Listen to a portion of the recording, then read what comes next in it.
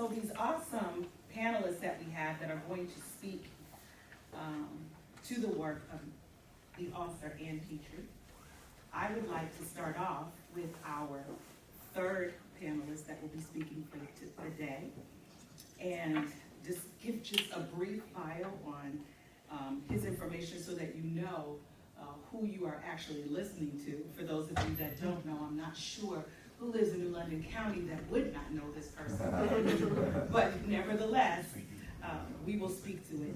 Attorney Lonnie Braxton II, born in Greenville, Mississippi in the late 1940s. He is the older of two children born to Lonnie and Lenora Braxton. He attended his early years of school in Mississippi. He joined the U.S. Navy Reserves while in 10th grade, and upon graduation from high school, he served 18 months active duty aboard a repair ship known as the USS Amphion, AR-13. In 1968, he mustered out of the Navy, arrived in New London, Connecticut, and within 3 days of arriving, he secured employment at General Dynamics Electric Division in Broward. While working full-time at AB, and with a second job, he completed his undergraduate degree in government from Connecticut College. He then received his law degree from the University of Connecticut. Attorney Braxton is known as a staple in the New London community. He has served on several boards and community organizations, including being the first vice president of the New London chapter of the NAACP. He was recently featured in the Connecticut College magazine article, The Thin Red Line, which explores reparations of people of color living in New London community. He is also famously known for the historical artifacts of Black history on display for the month of February at the New London Library. Public service announcement, he is putting on movies every Friday, free of charge at the New London Library. You are free and it is open to the public. Attorney Braxton has been asked why, as a prosecutor, he is so willing to give of his time year after year for the benefit of his community. The answer is simple. It's how I was raised, he responded. My parents not only believed in helping others, but my sister and I were also taught that we have a duty to not just exist and care about only ourselves, but to actively participate in making this world better for all in any way we can. That we are not to judge, but to help, because one day we will not be asked what we had or gained, but rather what we did for those who we found in need.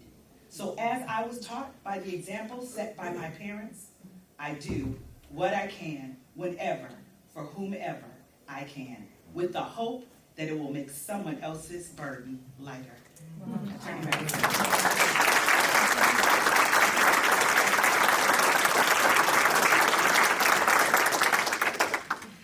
Our second panelist is Kate Rushin.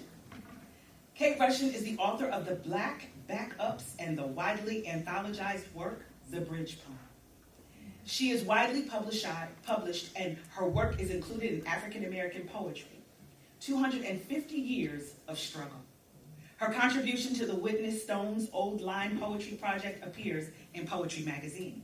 Her work and her perspectives on teaching are influenced by her experiences growing up in an historic African American community, teaching poetry at all levels, and being a member of the New World's Women's Bookstore Collective. She has served as the director of the Center for African American Studies and director of the Summer African American Literature Institute at Wesleyan University, and is a professor of English at Connecticut College.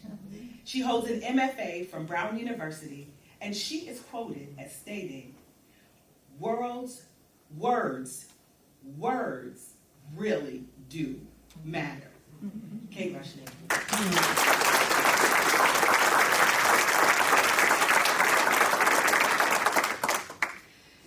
Our first speaker is a member of Waterford RISE, and I am going to, before I give his bio, I'd like to put this in front of him. His passion for English and reading the books of Ann Petry really stirred the members of Waterford RISE to create what you are sitting in today.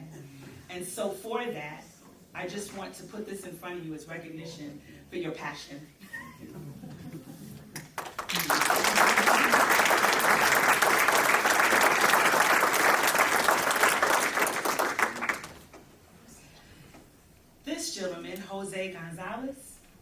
is a powerhouse. He didn't write much for me to say, but I will tell you that getting to know him speaks volumes. He was born in El Salvador, and he is the author of Toys Made of Rock and When Love Was Reals. He has appeared as a guest on American Latino TV and has been anthologized in the Norton Introduction to Literature, and has presented extensively at places including Harvard and Yale. He is the recipient of several awards, including a Fulbright Scholar and the Connecticut Department of Economic and Community Development Artistic Excellence Fellowship. He has been featured in Univision, NPR, and CBS News Radio. And a picture of him and his sister are part of the first ever Latino exhibit at the National Museum of American History in DC. Wow.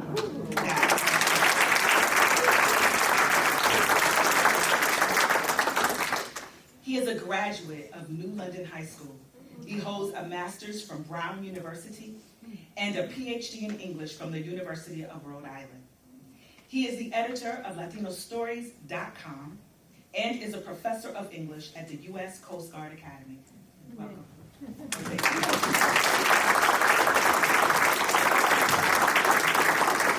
I am your monitor for today.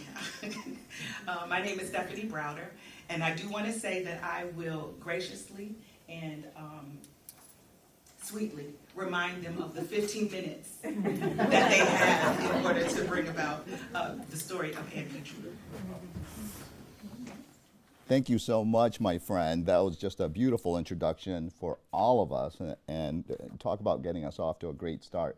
I will tell you right now that there's no way that I will finish at 15 minutes, even though it was my idea to say 15 minutes. It just, this gets too exciting. Yeah, thank you, and thank you to RISE. Thank you all for being here. In 1991, while I was working on my master's degree at Brown University, I met two people who would change my life. One of them was none other than what would be my future wife, Kristen, who's standing back there. And I was so in love that I honestly could not catch up with my work at times. Fortunately, I was able to do my work in an African American literature course where I would be introduced to another woman, or more specifically, the work of another woman, Ann Petry, and her novel, The Street. My talk today is about how I fell in love with Miss Petry's writing and how I would embark on a decades-long journey to spread the word about this amazing talent. In this course, we read the likes of Frederick Douglass, Langston Hughes, Gwendolyn Brooks, Zora Neale Hurston, and Richard Wright, to name a few. I had read some of these authors before and had already been inspired by some, actually. Langston Hughes's rhythmic poetic style would inspire me to add a little bebop and hip-hop to my poetry. He would be the reason why Rhonda Ward, who's in the audience, and other poets like Kate Rushin, who's here, and I would gather on an annual basis for quite a few years in Norwich and then mostly in Mystic to celebrate his poetry with the community. Gwendolyn Brooks would show me that social commentary wasn't confined to the margins of newspapers, but that it could appear in lines of rhyme. Richard Wright's novel, Native Son, really hit home with me because it captured this urban trap that I felt was at times part of the New London experience. I had spent the first 8 years of my life in El Salvador and had lived in housing projects and multifamily homes in New London before going to Brown. I had seen, as Hughes once said, what happens to a raisin in the sun, had seen how it could just fester like a sore and then run. I had even seen it explode. Those authors were incredible, to say the least, but there's one author whose writing I found especially haunting, especially tragic, and especially relevant. That author was Ann Petry. Our professor had introduced her as a major author whose fiction had sold more books than any other African-American female author at the time. Unlike the case with some of the other authors in the class, I had never heard of this author, though.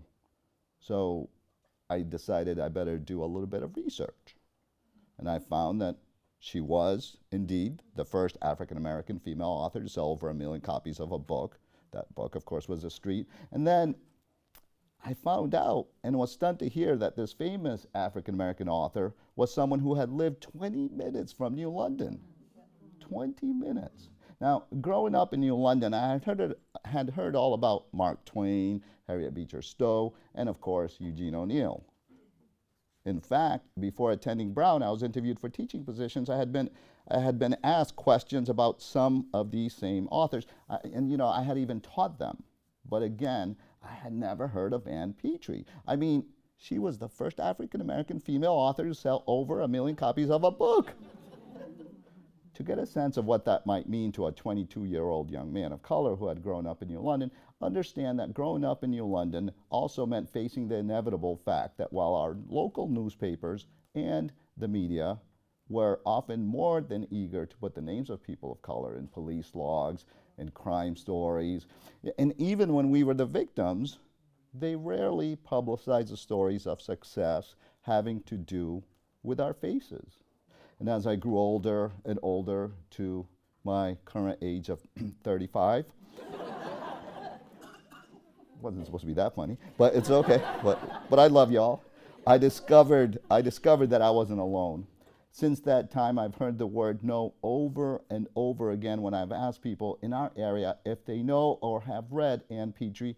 And mind you, although I have gotten occasional yeses, I'm always shocked to hear no, and more specifically, shocked to hear that their education failed them as it did me.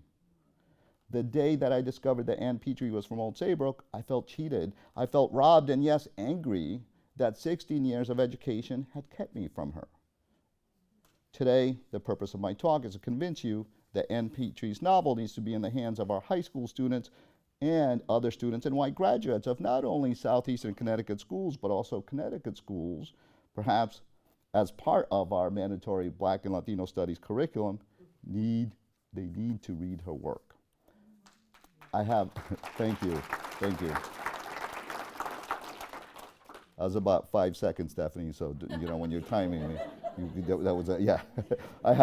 I have two main reasons why I believe this should be the case, and I will focus primarily on the street to support my argument.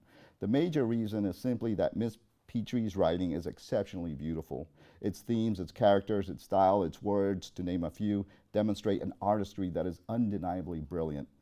My favorite is The Street, but I appreciate the fact that lovers of Miss Petry's work have different favorites. For example, Professor Rushin will talk in a little bit about Tituba of Salem Village. A few months back, a couple of presenters at the Kate in Old Saybrook indicated that the short stories and the narrows were their favorites.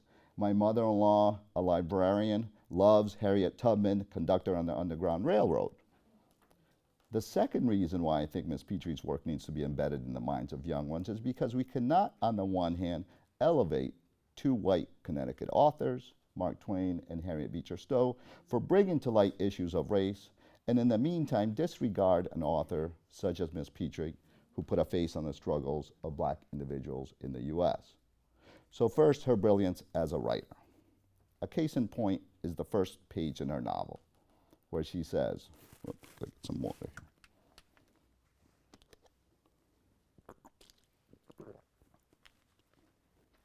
There was a cold November wind blowing through 116th Street.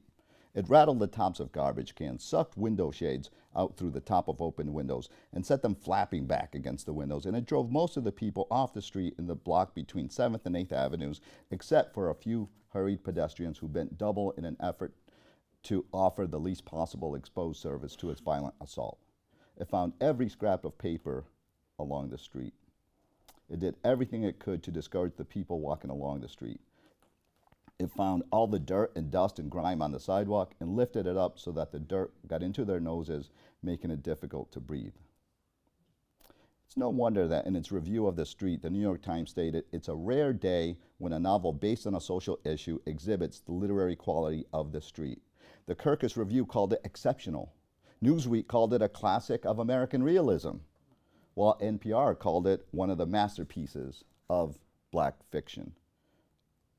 By comparison, by the way, my poetry when we talk about Ann Petry being the first African-American female author to sell over a million copies of a book, my poetry book has sold about a few hundred, just, copies in the trunk of the car.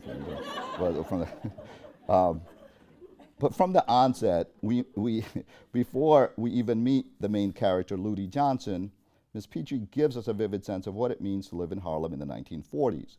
The wind could be said to represent these underlying forces that control everything around you. They affect what you eat, what you read in newspapers, how you survive, and how you breathe. Ludi Johnson is one of the most memorable characters in the history of literature. She's someone who tried to escape these winds, and we meet her as she is apartment hunting. Ludi braced her body against the wind's attack, determined to finish thinking about the apartment before she could look at it. A single mother who's trying to make it in Harlem, Ludi finds that the winds can be fierce indeed. How hard she works, how much talent she has nothing to do with how far she goes in life. One of the major themes in this book is the notion of the American dream, which presumably is achievable by any of us in the US, but is it? Throughout the novel, Ludi thinks of Benjamin Franklin. She aspires to be like him because, after all, he was self-made, and yes, anyone should be able to achieve the American dream. Ms. Petry adds, she couldn't get rid of that feeling of self-confidence, and she went on thinking that if Ben Franklin could live on a little bit of money and could prosper, then so could she. The street shows us how it's not so simple. This point, I think, is especially timely in this day and age, particularly because after the election of President Obama, so many Americans believed the myth that because we had elected a black president, that therefore we were in this utopian society without racism. I have to say that I have personally seen students transformed by this book. Another theme that I've always found to be relevant is that of surveillance. It appears quite frequently in the book. Ludi works as a maid for a white household, the Chandlers, in Lyme. There, she's watched closely.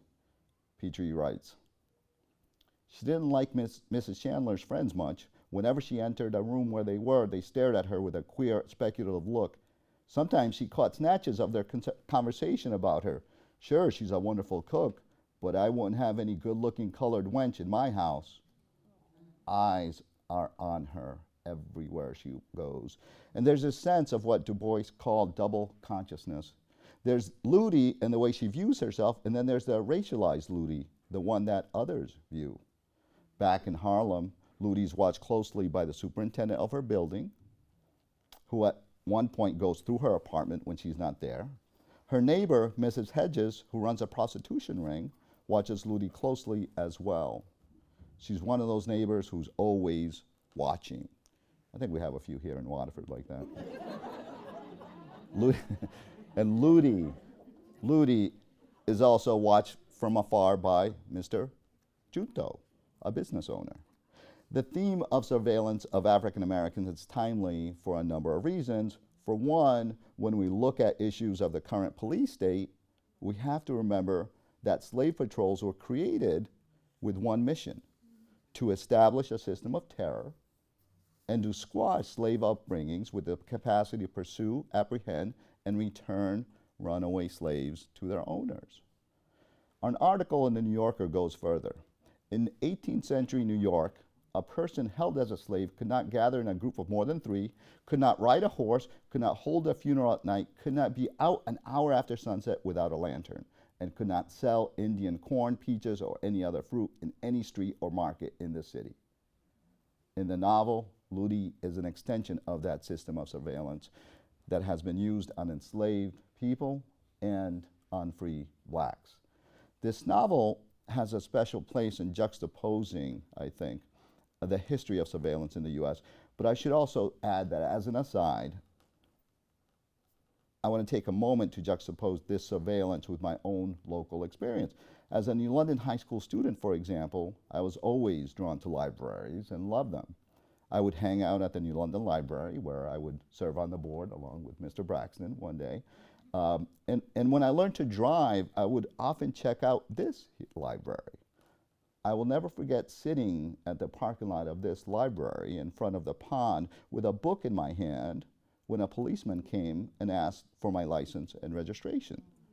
Such memories of surveillance are part of life for people of color, but especially for African Americans. The winds, so to speak, are inescapable. I should also add that Ann Petry was inspired by her experiences in the Old Saybrook Public Schools and by her pharmacy and family. The family stressed to her that there's a public self and there's a private self. In fact, she was instructed never to call her aunt, a pharmacist, Anna James, never to call her auntie in public. She also hated being a public figure. That was one of the reasons she moved back to Old Saybrook after living in New York. To the day she died, she rarely provided interviews. She was always aware that eyes were on her and her family and did as much as possible to protect their privacy. She even changed her phone number way back when. You might recall that we could pay to have private phone numbers. She had her number changed 3 times because she valued that privacy so much. A couple of other incidents in her life helped inspire her to write about these themes in the street. In her book, At Home Inside, A Daughter's Tribute to Ann Petry, her daughter Liz Petry tells us about how in 6th grade, Ann Petry was required to read the part of Juniper, an enslaved black man in Edgar Allan Poe's The Gold Bug. These are some of the lines. Why, massa, change while for to get mad, but the matter, massa will say nothing at all the matter with him, but then what make him go a looking this here way? Having to read this and hearing versions of slavery that were sanitized was enough to make her skip school on days when they were discussing slavery and the Civil War. Fortunately, another teacher would one day recommend books by Frederick Douglass, among others, and decades later, Ms. Petry would not only write books that depicted the challenges faced by African Americans, she also made sure there were more realistic and positive representations. She would go on to serve on the Old Saybrook Board of Education as a way to make sure that others, including her daughter, didn't have the types of racist experiences she had, and she did that as a way to make sure that students would not get a misrepresented, whitewashed version of slavery and of black history. Harriet Beecher Stowe and Mark Twain benefited greatly from being white authors. The Harriet Beecher Stowe House website points out, for example, and this is in their words, Stowe borrowed from books by enslaved people. As a white woman, Stowe was seen as less threatening to white readers than black abolitionists, helping her novel reach more readers. Stowe's work is not praised by everyone and is problematic on so many levels, from the portrayal of Uncle Tom and other black characters. Mark Twain has also been criticized for his portrayals of Native Americans. His portrayal of Native Americans in Noble Red Men, for example, was enough to stop the naming of a lake after Samuel Clemens, Mark Twain, after Native American groups complained that his representation was full of stereotypes. This, of course, doesn't negate their influence, especially in regards to abolition. But it is to say that if we were to treat Miss Petry like we have white authors in Connecticut, people in Connecticut would be more likely to know her name. So if you're an educator, listen. I taught her to students of all races. In fact, I've taught Twain and O'Neill as well. Hands down, Miss Petry rises to #1 among them. I mean, she was the first African-American female to sell over 1 million copies of the book.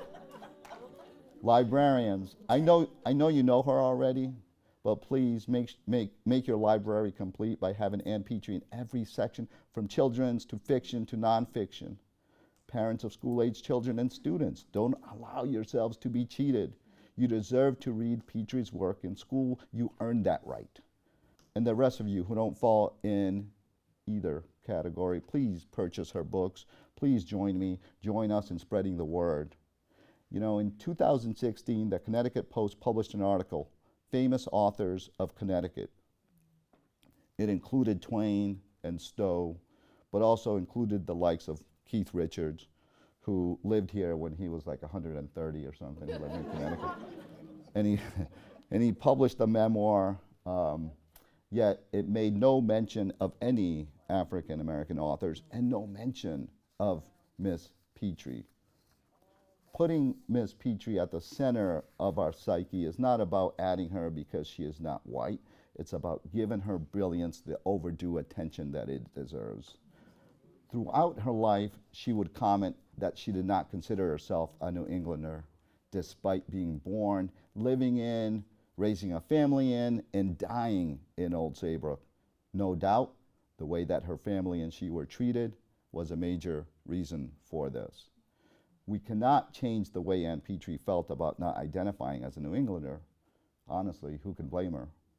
But collectively, by celebrating her, by teaching her, by allowing her to teach all of us and our youth, we can show her that although she didn't consider herself a New Englander, she is still our New Englander.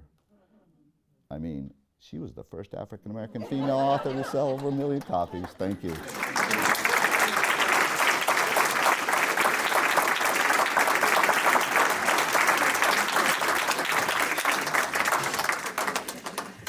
To reiterate what Jose was saying, we welcome anyone who is available to buy books from is it billion?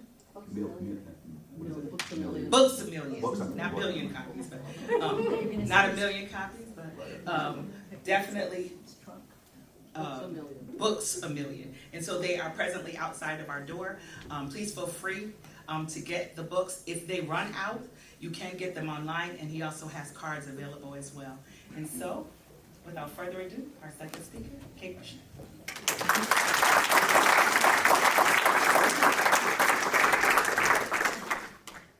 Thank you, Ms. Browder. Hi, everyone. Glad to be here. I would like to thank Professor Jose Gonzalez for the invitation to be here today. And it's my pleasure to meet attorney Lonnie Braxton. Also want to thank Waterford RISE and the staff of the Waterford Public Library. We love libraries, don't we? Let's give them a hand for being here. All right. Okay. I also appreciate the opportunity to be inspired again by the life and work of Ann Petry. I'm reminded of all that she accomplished, as well as the obstacles she had to overcome as an African American woman writer in the mid-20th century. Why should we know about Ann Petry? We should know about Ann Petry because she is a remarkable Connecticut woman who is part of a remarkable Connecticut family. We should know about Ann Petry because she is a remarkable Old Saybrook writer whose legacy has been carried on by her daughter, Liz Petry, who is also a lawyer and a writer and a resident of Middletown. I think we also need to recognize Liz Petry for the work she has done and what she has written to carry on her mother's legacy and to keep her memory alive for all of us.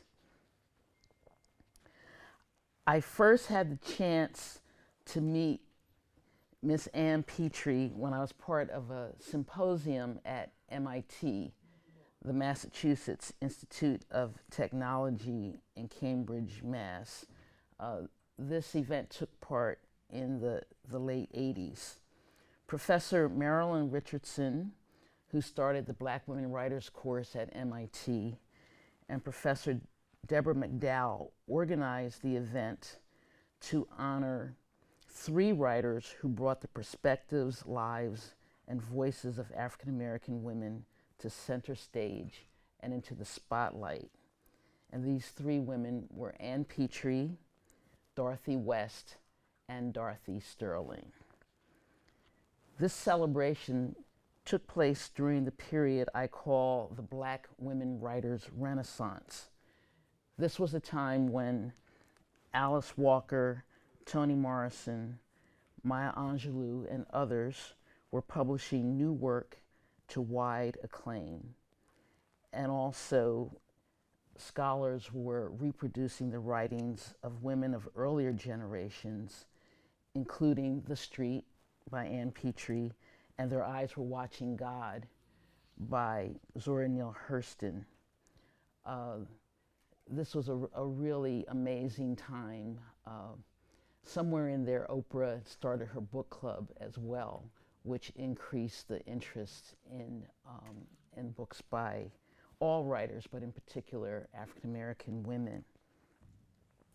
When I came to Connecticut in the mid-1990s, I made my first pilgrimage to the James Pharmacy in Old Saybrook. I love visiting the homes of writers, especially African-American writers. I grew up in South Jersey in a town called Lawnside, New Jersey. It's an African-American community that predates the Civil War. It was called, at one point, Free Haven, and at another point it was called Snow Hill. It was incorporated in 1926 and was the first African-American community in New Jersey to be incorporated. And my grandparents had a general store. My grandfather was the newspaper man, and he would deliver most of the papers, but I would help my grandmother just walk around the neighborhood. And one of the papers we delivered was to the family home of Kristen Hunter, the author of Soul Brothers and Sister Lou and others. And I would put the paper on the step and I would look at the house and I'd say, a writer lives here. So I've always loved visiting homes of writers and being inspired by them. So when I was at the James Pharmacy, I learned that the home had been owned by her parents, and Miss Petry was actually born in that house on the second floor.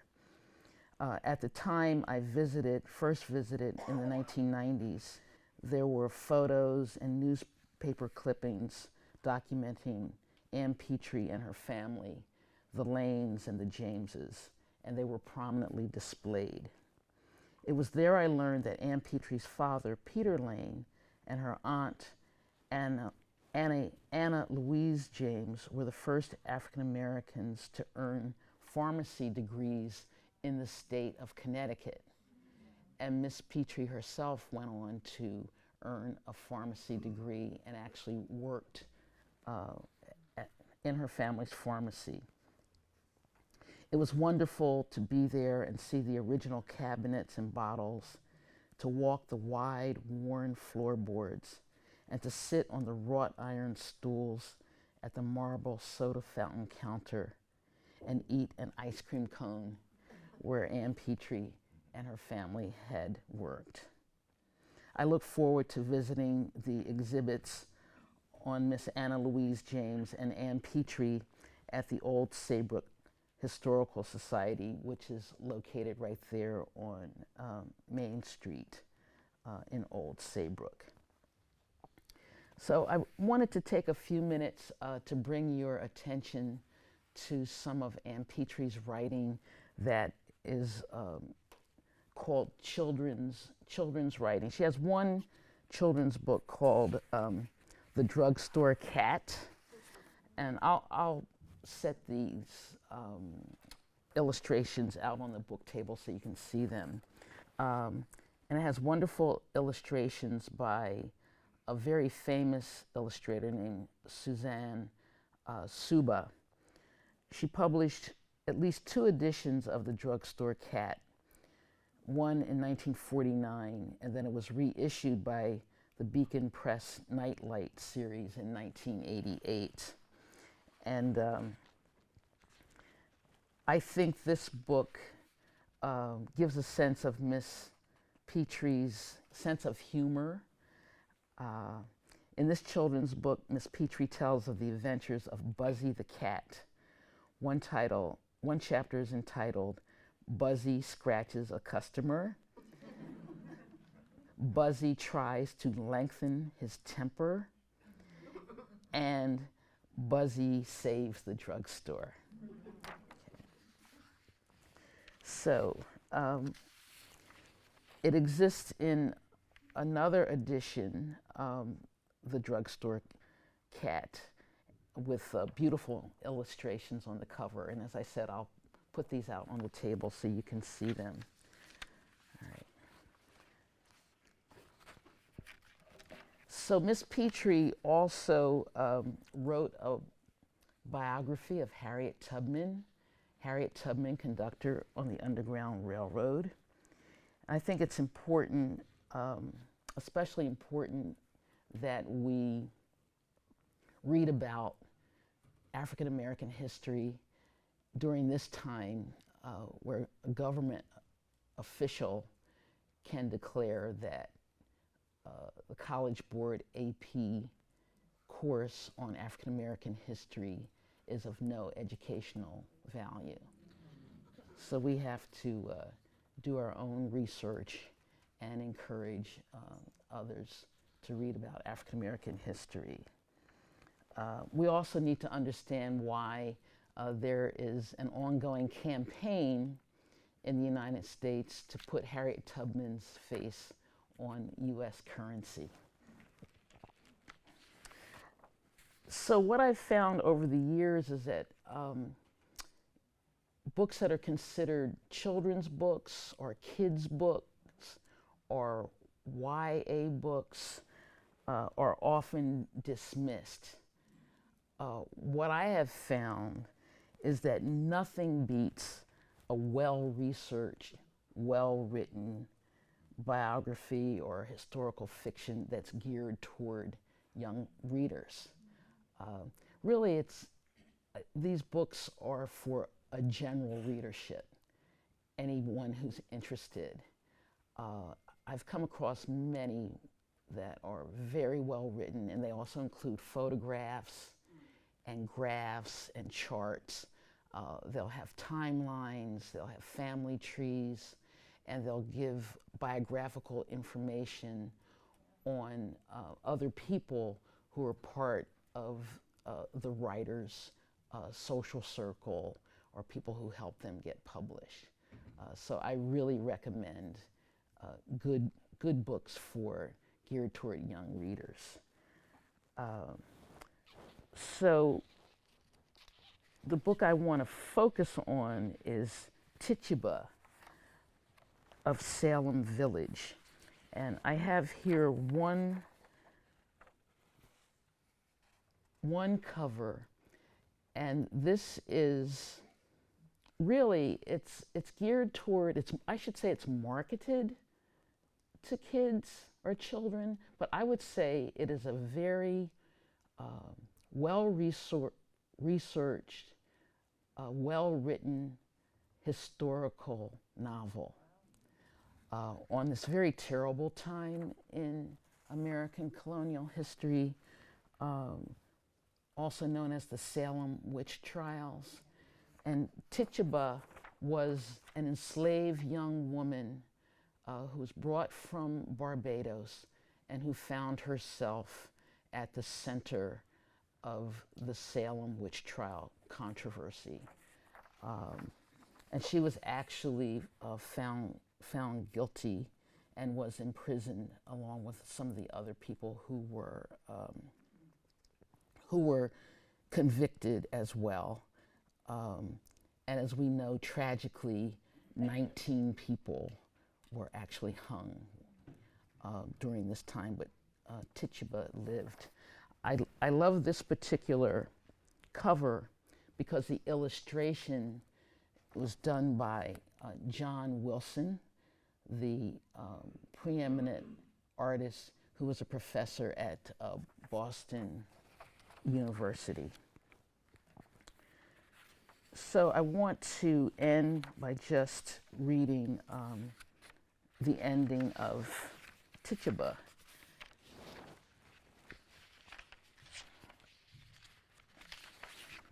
Oh, and she, you know, I always tell my students when you have a book, I believe in hardcover books, hard copy books, hardcover or paperback. But if you read everything that's in the book, you get such amazing information. And one thing that that moves me about Tituba is that Miss Petry dedicated it to her uncle, Frank B. Chisholm. And then this is the end of Tituba of Salem Village. And this is the day when an ally freed her and paid her jail fees in Boston.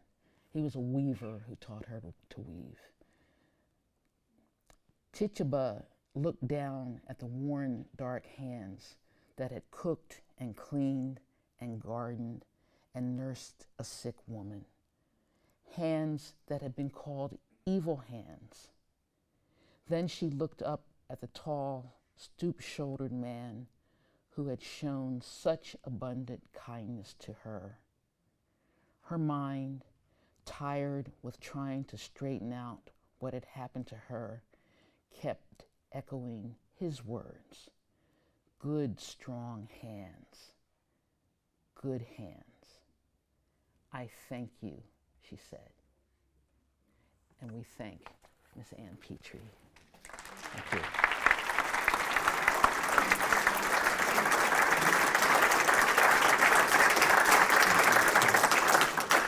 Thank you for that excellent presentation from the children's book perspective. I also want to just remind you that there are cookies and water that are in the back, but before you reach those, we are going to have a question and answer portion after our last panelist will come up to speak. So without further ado, our last panelist needs no introduction, but we will anyway. Attorney Lonnie Braxton.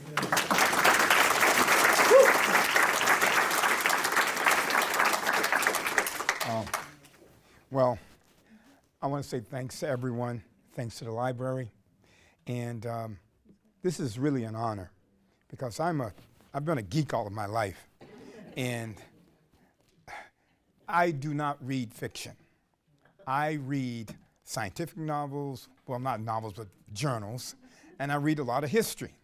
So I get this call, and you want to do this with Ms. Peach and what have you, so in my usual self, I start digging, and here I am. And about 5 days ago, I received an email from Ms. Browder reminding me of the date, the time, and place, and she added in this email, at the very end, she says, oh, by the way, you're going to be the last panelist to speak. So as I'm reading the email and thinking, the last panelist to speak, my wife is close by. So I say to my wife, honey, why do you think they moved me to last? She looks over, clears her throat, points at the clock, and replied with the following answer. Keep it short. You have 10 minutes to do, and do not expect to tell them everything you've learned about Miss Ann Lane Petry. Give it a thumbnail sketch that inspires those who are in attendance is to not only read her work, but to want to really truly learn about the life of this remarkable genius of a human being. So with that in mind, here's my thumbnail sketch. And before I go on, I know others have talked about her books, and they've said some very interesting things. But in the research I've done, I've come to know her, I've come to love her, I've come to respect her, and I'm in awe. And I mean real awe. Because I wonder just how did she do so much in her lifetime, and we get to this place and we don't know anything about her. Right. Now, here's a person that we should be thanking every day. And I definitely thank you for keeping that torch alive. Because someone has to come along from time to time who understands the importance of something and bring it to the surface so the rest of us can have the privilege, the understanding to actually take it further. And I think you provided it, as has RISE. And every school in this area should have something to say about this great woman. So I also believe, in researching her, that this person was not only a giant. From the day she was born, she was raised and trained and nurtured by people in her family to prepare her. So we're actually talking about her today. Now, Ann Houston Petry, and some people say Petry, her maiden name was Lane. She was born on October 12, 1908. In the research, I found there was a dispute of that date. So what do I do as a geek? I go to the census. And the census says October 1908 in Old Saybrook, Connecticut. And she died on April 28, 1927. But I then researched and found there was a notice in the Hartford Courant that Ann Petry's services were only on June 14th of 1997 at the First Church in Old Saybrook. And she's remembered by many of us as an African-American novelist. However, she was a pharmacist first, having graduated from the University of Connecticut College of Pharmacy in New Haven, Connecticut in 1931. If you were a child of an African-American family, and the day that she came of age, you weren't going to be a writer. Because we always stressed in education, and that education was supposed to be able to do one important thing, and that was to make sure you could feed yourself. And all of the other things were nice, but you were going to have a trade or a skill that would empower you to earn a living. So think about it. Here she is, a pharmacist, working for a number of years in her parents' pharmacy, and then going off to be a writer. Now, this writer, she was also, I found, she was a wife, a mother, an activist, a teacher, a reporter, an educator, a volunteer, a lecturer, a professor, along with so many other things. And as was said before, she was a very, very private person first. Now, when I think about being private, I've had a few discussions with my wife about coming from the South and how we don't talk about certain things because it would place people in danger. Her grandfather was an escaped slave, came to Connecticut. And that, along with some other things I think happened in her life, caused her not necessarily to, she may have been a private person at the beginning, I think it solidified it. Because she knew a lot of interesting people. She knew Paul Robeson, she knew a lot of the black writers, and she was involved in the Harlem Renaissance. And if memory serves me correctly, in 1929, there was a crash in this country. And after 1929, a lot of people were poor. And into the 30s, things had not really turned around. So people were actually starting to have disgruntled sayings about joining certain organizations, and some of them had communist leanings. And she knew some of these people. And if you had any leanings toward the left at that time, it placed you in great harm. So if that be the case, and I'm doing more research about that, I think she had even more reason to be even more private. Now, there's something that really amazed me, and I won't dwell on it long, but this is the thing I wanted people to carry away from here. A friend of mine today who's here called me up just to solidify it and make me jump out of my seat and throw the 35 pages away I had. Her connection story to Connecticut history itself is a story that needs to be told. But her connection to New London County would take a week.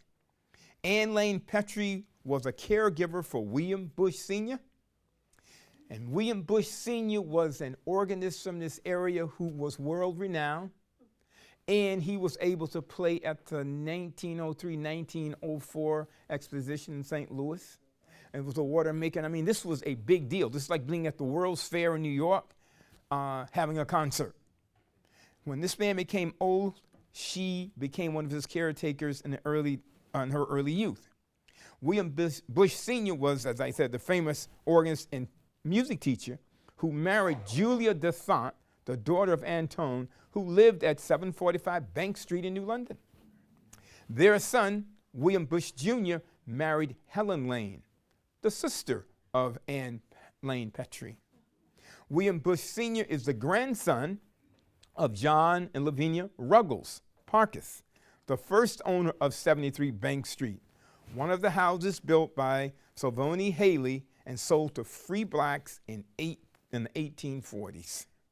Lavanta Ruggles Parkes is the sister of David Ruggles. And if you saw the Amistad, you saw David Ruggles there. He put up money, he put up his life basically in the fight against slavery. Now, William Bush Sr., who was the person who sold 73 Hempstead to Sadie Dilton Harrison in 1926 or thereabout, where she wrote the Hackley and Harrison Hotel and Apartment Guide for Colored Travelers. I'm sure you've heard the Green Book. That is a precursor to the Green Book. This place also hosted W.E. Du Bois in November of 1929. The Parkhurst family and descendants had owned that house for over 80 years. Now think about all of these connections. There are not that many African American families, especially families of prominence, living in this area. They would all know each other. And that kind of connection needs to be explored and fleshed out, because I think in itself, it would be a great book and a great story. And if we need any reason to have the children, be they small, large, or in college, learn about this woman, it is American history.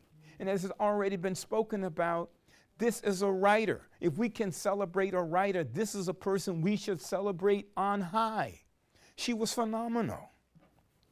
Now, this woman, Miss Harrison, left New London in the 30s, and she ran an industrial school for girls in Delaware. While she was away, 73 Hempstead continued to operate as a Green Book tourist home, managed by Henry and Carla Lancaster Fullard. Clara Lancaster is Spencer Lancaster. That's a name should be familiar to you. That was his aunt. Now, he's alive. So you think about the connection that we have here. So instead of looking at this woman as a piece of history that's deep in the past, it's here. It's vibrant. It's alive. Let's keep it so. From the research, I believe Ann Petry was named after Anna Louise James. Miss James, as she was known in Old Saybrook, was born on January 19, 1886 in Hartford. She was the daughter of a Virginia plantation slave who escaped to Connecticut. She grew up in Old Saybrook and dedicated her early life to education. Anna became, in 1908, the first African-American graduate from the Brooklyn College of Pharmacy in New York. She operated a drugstore in Hartford until 1911, when she went to work for her brother-in-law at his pharmacy, making her the first female African-American pharmacist in the state. And where was that brother-in-law located? In Old Saybrook. The pharmacy where James worked started out in Old Saybrook as a general store for the Humphrey Pratt Tavern in 1790. That's why those boards were wide on the floor. The store moved to its current location at the corner of Penwise Lane in 1877, where it became the Lane Pharmacy. Peter Lane, one of only 2 black pharmacists in early Connecticut, established in 1896, the year my grandparents were married. And what's really crazy, the guy actually put that soda fountain in at the turn of the century. And people basically still use it or in some fashion today. Now, when Peter went off to fight in World War I, he left the pharmacy in the care of his sister-in-law, and that was Miss James. And Miss James bought that pharmacy. And in 1917, she took over the operation and renamed her business James Pharmacy. Miss Anna James operated the business until 1967. Now, the way I came to know about this family, I worked at EB when I first came here. And there was a guy by the name of Malcolm Scott. And he and I would talk all the time. And he lived in Old Saybrook. And Route 9 was being completed to Old Saybrook when I came here. And he didn't know a lot of black families, but he was very proud of the fact that he knew the James family. And when he talked about them being pharmacists here in Connecticut, for a black person growing up in Mississippi, I thought it was phenomenal that they had achieved such a great feat. So now, to try and end this, because I'll keep you here all day, and I've already been warned. Ann Petry, she was the niece of Miss James and the daughter of Peter Lane. And Peter Lane was born in New Jersey. And when she worked in the family pharmacy for those few years, her mind was still rolling, and she left for New York.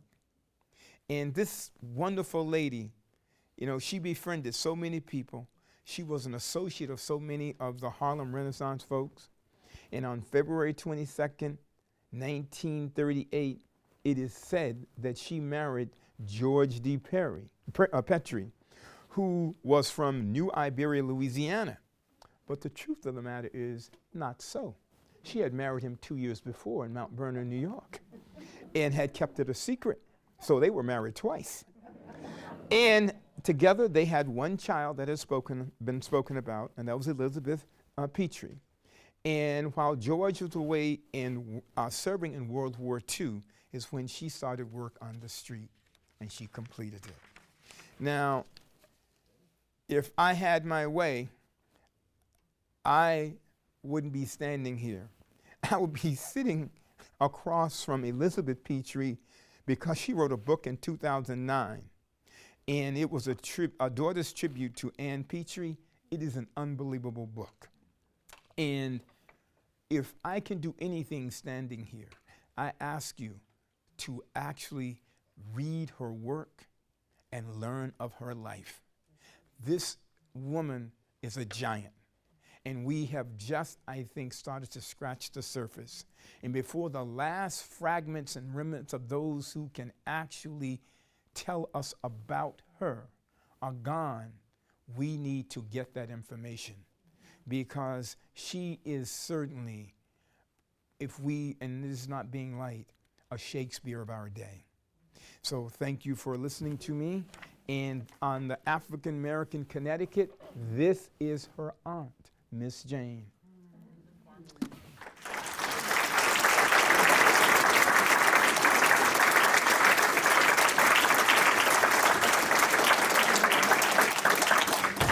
Can we give a round of applause to our panel? Yeah.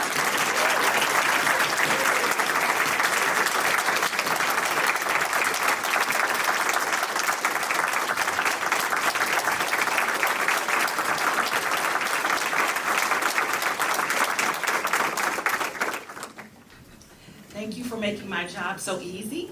I did not have to remind them. They were very interesting. We do want to open up just for a few moments for anyone that would have any questions or comments.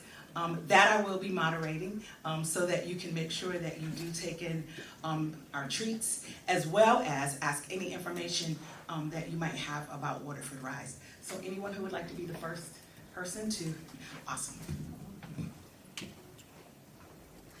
Do you mind standing and giving your name? Okay, thank you. Can you hear me? Good. I want to thank you all for this wonderful presentation. It's been a real educational experience for me. I want to add one thing that people may not know. There's a group around here called PARJ. It's Public Art for Racial Justice Education. And they have installed a series of 5 murals around New London County. It started in Old Lyme, Norwich, East Lyme, New London, and the most recent one was in Old Saybrook. And the one they installed in Old Saybrook has 3 people on it. By the way, all of these people are connected through David Ruggles that Lonnie was just talking about. But the 3 people on that mural in Old Saybrook are Kate Hepburn, who of course was a resident of Old Saybrook, and she appeared in Guess Who's Coming to Dinner. The other 2 people are Anna Louise James and Ann Petry. So if you go down Main Street, you'll see it. I'm not sure. I think it's either the Panelist Cafe or the restaurant. It's on a wall. It was unofficially unveiled on Martin Luther King Day about a month ago, a few weeks ago. It has not had its official unveiling yet, but that should be coming up. They wanted to do it on Martin Luther King Day so that people would see it. Anyway, thank you. Oh, my name's Tom Shook. I'm a New London native, and I live in Niantic. Say your name again. Tom Shook. Can we give him a hand? Thank you so much. Awesome. We do have another comment or question? Your name, please. Okay. I wanted to know if, does anybody know that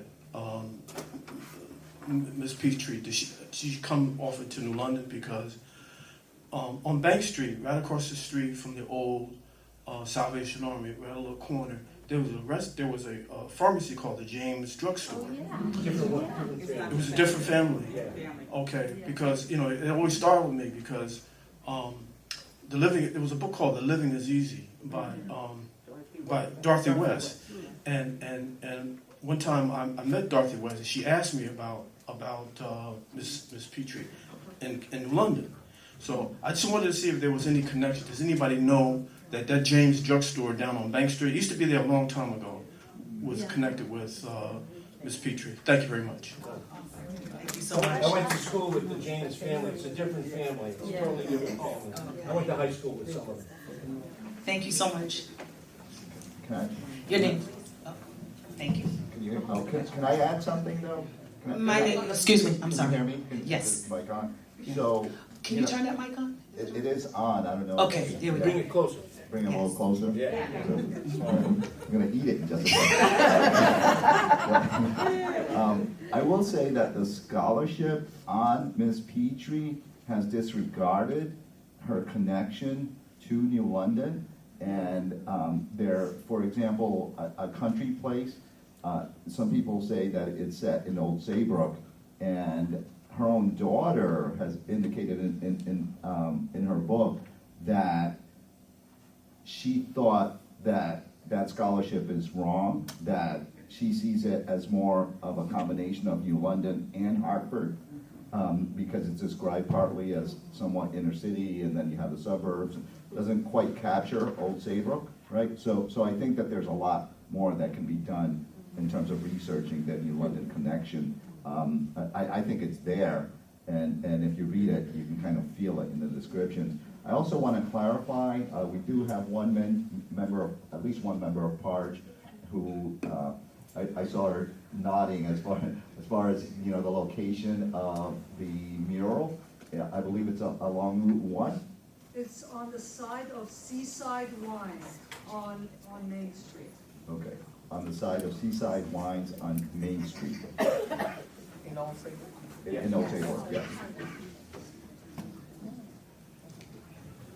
So what I wanted to say is that when I first came in, you were talking about Ann Petry not wanting to be called a New Englander. Is that what it was? More than likely, the reason for that is because there were several tribes here. And in Old Saybrook, there was a tribe called the Niantic tribe. And so when the natives here, okay, my mother was born in Virginia, so the natives, because of the Racial Integrity Act in 1924, the natives all over this land was forced to be called Black, Negroes, or colored. The word African American did not exist. Like my mother, when she, that term only started in the 80s with Jesse Jackson. There are a lot of people that do not identify with that term. And so the first term that we were called were American. And the term American was, the definition of American was the red, copper-colored people that were found here by the Europeans. Now the term American is the Europeans that were born here. So it's called Native American. So now we have an identity crisis because we're almost scared to call ourselves American because then, oh no, you're African American. My mother would probably fight you because she, I've been in business for 26 years and I've done so many older women's hair. And my mother said that we were not Africans, And then when the term African did originate, it originated for the northeastern part of Africa, where they now call the Middle East. It did not apply to the whole continent. So, I would just love it if we can identify as who we are. And, there's so much more to that, but I'm not going to say anymore. But we are the paleo people that were here when they discovered this country. Can you give us your name? Anita Pender. Thank you so much. Yes. Thank you, Anita. Ann, we're now. I have a question about the prejudices, perhaps, with this pharmacy in Old Saybrook. It's kind of startling to me that it was run by Black people and they thrived. So I don't know if you have any additional information on that. I'll say a couple of things. Life was not easy. It was quite hard. Teachers did not want to, some teachers did not want to teach that family, those children when they were in school. They had problems at the beach. I had 35 pages that I accumulated for this, so you guys got all these. In 1910, there was a census taken. And on that census, it listed the household of the Lanes. It said Peter G. was 37, Bertha, the mother, was 34, Helen was 3, and Anna, Miss Petry, was 1 year of age. Also living in that house was a sister-in-law by the name of Helen L. and a brother, Warren L. And several years later, the problem they had going to the beach that Mrs. Petry wrote about and a bad incident happening to you. If you get a chance to read that, it will explain a lot. The father in 1920 or 1921 wrote a letter to the Crisis, which is the NAACP's national magazine, complaining about the racial prejudice that they were having in the town. So there are always people like that around. Does not mean that you needed 80 and 90%. All you need is one. That will cause a problem. And I think that the generation of her grandfather, being an escaped slave from Virginia, starting a family there, those stories were alive, vibrant, and well. And I'm sure that as those stories passed around the table, and they had to work probably as a small group, there weren't that many people they could exist and just go out and be with them. You know, it is. I'm amazed that they were able to stay intact that way, because the pressure was unrelenting. Unrelenting. Thank you. I just want to say that at this time, we'll take one more question, but also thank you, and also with the comment that we will have from Kate Rushin. Please know that you can continue to ask these questions to the panelists even after we dismiss, but we just want to thank you for coming out to Waterford RISE's event, and we want to encourage you to please make sure that you continue the information that has been given on today. And I just want to give just a couple of shout outs. I see some people that are in the audience. I saw Grace Carlos, if you could just stand quickly. Grace is the Vice President for the Young Democrats of New London, if you wouldn't mind giving her a hand. Whenever you have young people that are here that are about purpose, you want to shout them out, and especially if they're Black. They're doing something. And so I did not want to be remiss with saying that. Also to Stephanie Clark, if you would just raise your hand for me, please. Mr. Akil Peck did mention Step Up New London of New London County. Trina Charles, if you would mind standing, please. She is the executive director for, I know she hates that, sorry.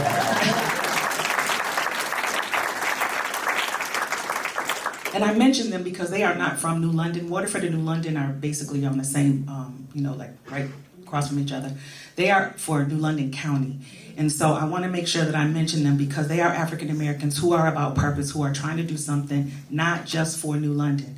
They are about working to make sure that there is diversity, equity, and inclusion that surrounds New London County. And before I finish this, because I do want Kate Rushin to speak, but Mary Childs, she doesn't like to be shouted out, but I'm gonna shout her out anyway. Could you just stand up? I know, you hate it too.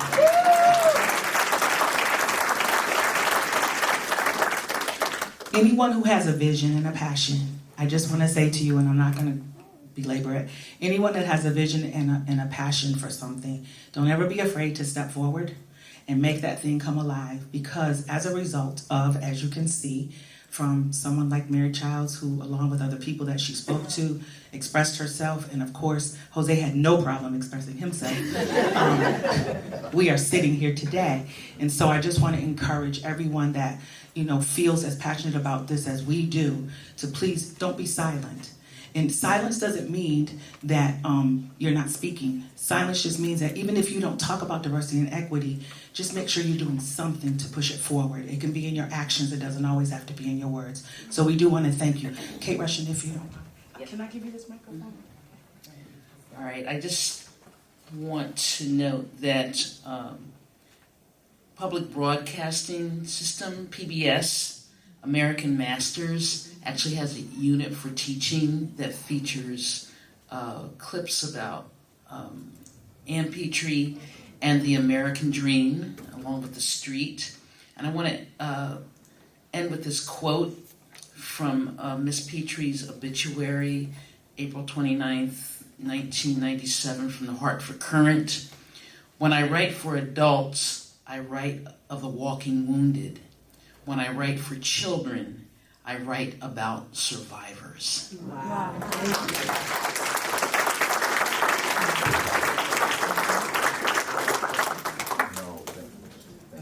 If our panelists could please stand and we can give them one more round of applause. Thank you everyone for coming out today.